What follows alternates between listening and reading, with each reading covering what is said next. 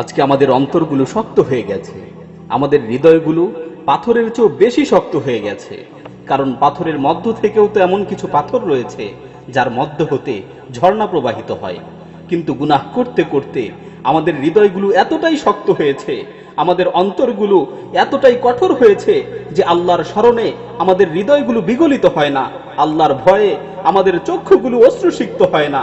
এ ধরনের হৃদয়ের ব্যাপারে আল্লাহ তাআলা পবিত্র কালামে মাজিদে ইরশাদ করেন, সুম্মা কাসাত কুলুবুকুম মিন বা'দি যালিকা ফাহিয়া কাল হিজারাতি আও আশাদ্দু কাসওয়া ওয়া ইন্না মিনাল হিজারাতি লামা ইয়াতাফাজ্জারু মিনহুল আনহার।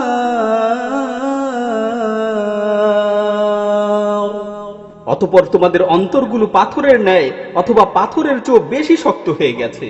কেননা পাথরের মধ্যেও তো এমন কিছু পাথর রয়েছে যার মধ্য হতে ঝর্ণা প্রবাহিত হয়। স্মরণ করে দেখো তো, মনে আছে আল্লাহর ভয়ে কবে কেঁদেছিলে, কবে চোখের পানি ছেড়ে দিয়ে আল্লাহর কাছে ফরিয়াদ করেছিলে? হে দুনিয়ার মানুষ, আর কত সময় তুমি তোমার স্রষ্টাকে ভুলে থাকবে, আর কত সময় তুমি তোমার প্রতিপালকের স্মরণ থেকে বিমুখ হয়ে থাকবে।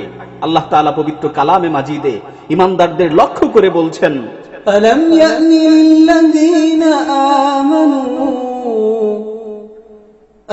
يأن للذين آمنوا أن تخشع قلوبهم لذكر الله ألم يأن للذين آمنوا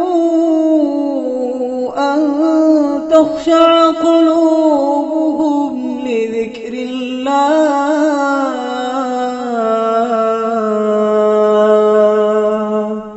ঈমানদারদের জন্য এখনো কি সেই সময় আসেনি যে তাদের অন্তরগুলো, যে তাদের হৃদয়গুলো আল্লাহর স্মরণে বিগলিত হবে? এসো না আল্লাহর কাছে ফরিয়াদ করে আমাদের চক্ষুগুলোকে অশ্রুসিক্ত করি, আল্লাহকে স্মরণ করে আমাদের হৃদয়গুলোকে পরিতৃপ্ত করি।